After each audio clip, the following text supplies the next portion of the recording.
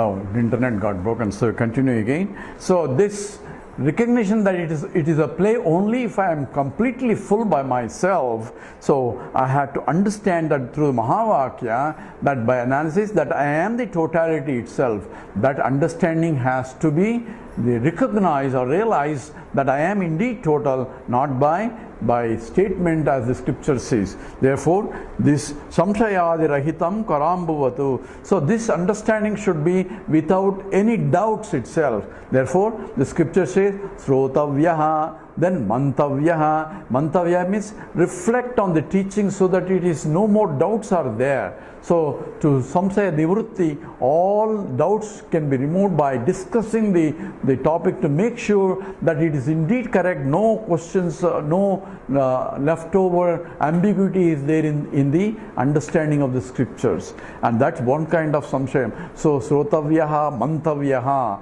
So that it's a crystal clear knowledge itself, no doubts about it. But the problem is, in spite of listening to this teacher, listening and understanding, and also one can give lectures also, but still there are two doubts that comes into, and that's what is essentially this asambhavana and viparita bhavana. These are the two aspects of the samshaya. Says one is the pramana and one is the pramata. Says the problem is I have a doubt about the pramana. Pramana means Vedanta Pramana. Because there is nothing really, say you are that. I had to recognize myself, I am the totality, because what I see is completely different from what the scripture is telling. So my experience is contradicted by the statement of the scriptures. What the statement of the scriptures is, you are the totality. At the same time, there is no happiness out there. At the same time, I see that I am happy with this, I am not happy with that, and so many in the transactional world that I feel myself I am a localized entity that seems to be experienced, and whereas the scripture says you are infinite. How can I be infinite? So essentially you are happy. So I had to say I am crying, but at the same time I am happy. So someone went to Gurudev, says, I understand I am Brahman, but how come I am suffering? If you are Brahman, how can you suffer? Brahman means infiniteness. So the Guruji asks, says, yes, my also question is, if you understood you are Brahman, then why are you suffering?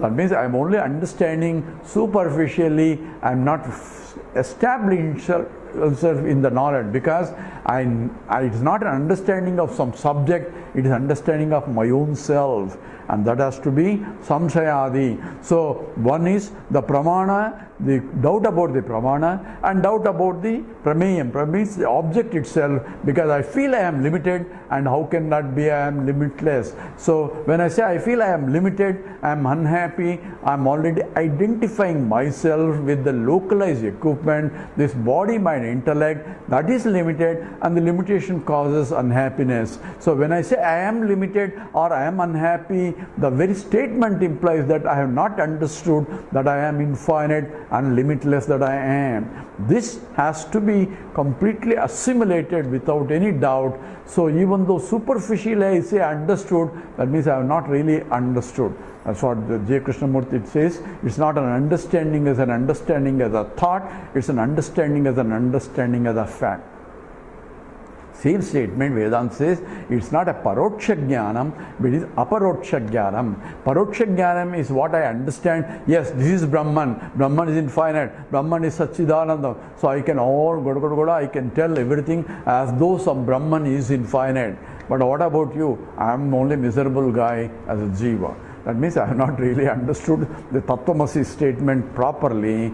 This understanding is only, yes, I am Brahman, I can repeat like a parrot, but there is no clear understanding or the abiding in the knowledge that we will take also. Nididhyasana slokas are there. So, but here there is a doubt about my own self, a doubt about. That's called samshayadi rahitam.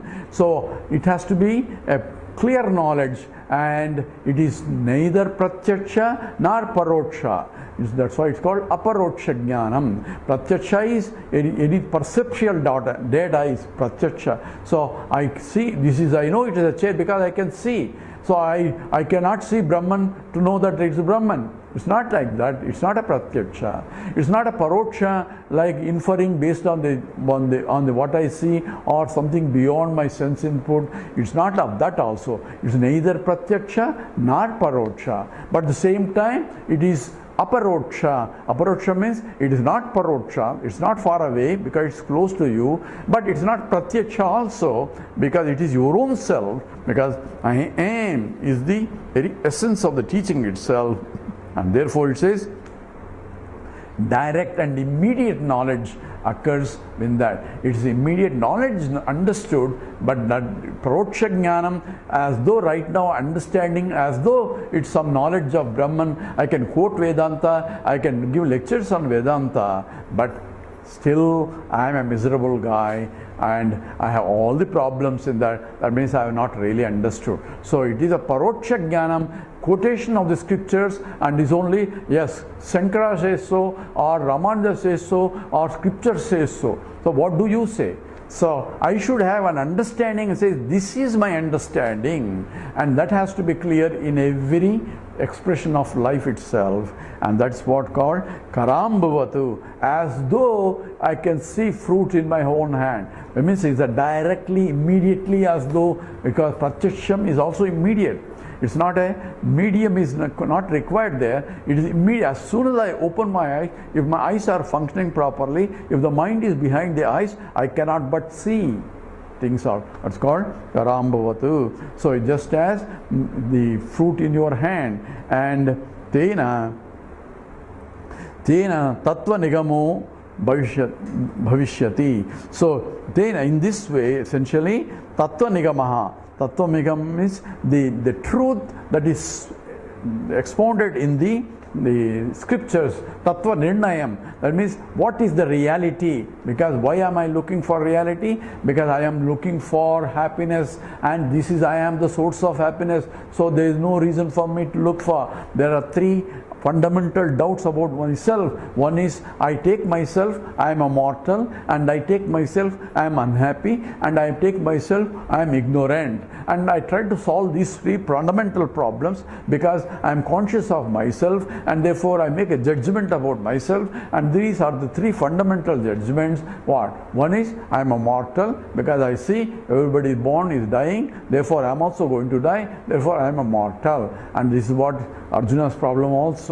And I am a mortal and I am unhappy, and therefore I want to be happy. And the third one is, interestingly for human beings, I am ignorant and I want to know why this is a problem, because however much the anxiety, I want to know what the other people are saying about me, about the world, and so on. So the curiosity to know is inborn in the human being because he has the intellect. Intellect wants to know that which doesn't know. So that is also part of the human nature. And these three fundamentals, I am trying to solve these three fundamentals, and every pursuit is trying to do these three fundamental essence, and none of them I will succeed because I am trying to solve a problem and going after trying to solution where the solution is not there, and that's where the problem is. So nuchorva amritam gamaya. So I want, oh Lord, make me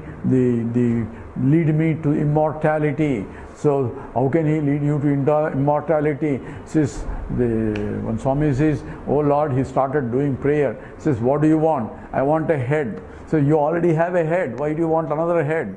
Unless you are not using the head properly, because you are asking something, you already have it. So it's same way, you already are immortal. The question is, so the murchurma amrutam gamaya. So if this is a teaching, it means recognize that I am immortal by analysis, because what I think mortal is only the body, but I am not the body. I am the very essence which pervades the body, and that has no beginning for it. I say natvevaham jatunasam natvam naime janadipaha najaiva nabhavishyamaha sarvevaya matah param. Krishna start teaching this first. Why? You are eternal already. You have no death. Therefore, why are you asking, lead me to immortality? And asatoma sadgamaya, lead me to existence. If I am not existing, how can I ask that question? So I had to exist even to make that request also. If you are already existing, what's the point of lead me to existence? All it means is lead me to that which is permanently existing, that which is beyond the death, and that is the knowledge I need. That's what essentially, and even the knowledge, the ignorance that I am trying to solve a problem by knowing this and knowing that, as we said, the more I know, the more I realize there are a lot more things to know which I didn't know before. I mean, my ignorance is going more. So there is no way I can learn by any objective knowledge, but only Vedanta will provide you, where knowing that you know everything. Kasminnobhago vijñāte sarvavidam vijñātam bhavati, knowing which you know everything. That knowledge is only that absolute knowledge, and everything else only relative knowledge for transactional purposes, has no meaning in terms of absolute. It's only ignorance only, and this is what essentially that knowledge. And therefore tattva, that is tattva nigamo bhavishyati, tattva nigamo, that means by nirnayam, having this is the real truth, and that abiding knowledge has to be is karambhavatu, that I am the very reality itself, because I can negate everything in a waking state and a dream state and a deep sleep state. All states are negated by other state. Waking state is negated by dream and deep sleep state. Dream state is negated by waking and deep sleep state, and deep sleep state is negated by waking and dream state. I am beyond the three states, and I am eternal that pervades all the three states, and that's what essentially Mandukya Upanishads, na anta pragyam, na bhahi pragyam, no bhayata pragyam, na pragyana ghanam, na pragyam, na pragyam, adushnam avyahagam, agrahyam, and so on and so forth. All that is essentially shantam shivam advaitam chaturtham manyante sa atma sa vigneyaha. That has to be essentially karambhavatu, that tattva nirnayam, that is the real truth, has to be assimilated at the level, and that's what is essentially is a part of meditation here. Let's look next sloka 266. Swambodha matram parisuddha tattvam vijñāya sanghe nrupavat sainye. Swambodha matram parisuddha tattvam vijñāya sanghe nrupavasya sainye. Tadatmanaivatmani sarvada sthito, tadatmanaivatmani sarvada sthito, vilapaya vilapaya brahmani dusya jatam, vilapaya brahmani dusya jatam. So here the continuing of the meditation slokas. Swayam bodhamatram, I am of the nature of pure consciousness itself which exists. So being consciousness, I am prajnanam brahma, consciousness is Brahman, and that is anantam. So swam bodhamatram parisuddha tattvam, this is pure, immaculately pure, because there is nothing other than itself. So the impurity, something other than itself is impurity. So it is parisuddham. And vijñāyam sanghe nrupavatsa sainye. This has to be, one can recognize oneself by oneself, and atmaniyeva atmana tushtaha. This is one has to know oneself. Says, and sanghe nrupavascha sainye. So like Nrupavat, like seeing the king among the army. So how do I recognize the king? Because he has his own the emblem, that king alone has, all the Sainims don't have. So it is immediately recognizable that he is the king and everybody else are the army, and so forth. In the same way, I can recognize myself. I am that which is eternal in all the army of BMI, all the thoughts and everything else. Because without me, all they cannot exist. And me only, that the essence of the whole thing is. Tadatmanaiva atmani, tat atmani eva atmani. So one has to recognize by oneself only. So uddhare atmanam atmanam atmanam avasadhe. I had to contemplate myself, to recognize myself. There is not by teacher touching or teacher doing something. Teacher has done his job and say, have given me the Vedantic education. Now I had to understand it and apply it in my own through contemplation, and therefore sarvada sthitaha, that which is eternally present all the time, I had to recognize that, well, realize I am the totality. The body, mind, intellect is continuously changing, but I am the changeless entity in all the changing things. Body comes and body goes. Says Dehanatmin yatha deho kaumaram yauvanam jara yatha dehanta prapti. Body also dies, but I don't die, because there is no reincarnation for me. Reincarnation is only when you incarnate, but I am eternal. How can I incarnate myself? Therefore, that is sarvadasthitaha, and therefore Vilapaya Brahmani Drishya Jatam. So, Drishya Jatam, everything that is seen, perceived, touched, everything, that means whole world of plurality is Vilapaya, means merge into Brahmani, into Atmani. That means Brahmayeva Aham Ahmasmi. Therefore, merge into myself. That's what I do in the deep sleep state. But now, merge it by consciously, says everything is nothing, me only, existing in a beautiful, look at my glory, everything is me only. The flowers and the trees and the plants and the galaxies are in me only. That understanding has to be done sitting in the seat of meditation and recognizing it, because without me, existence of anything cannot be established. We'll continue that. With that, we'll go into the Nididhyasanam after that. Stop with this.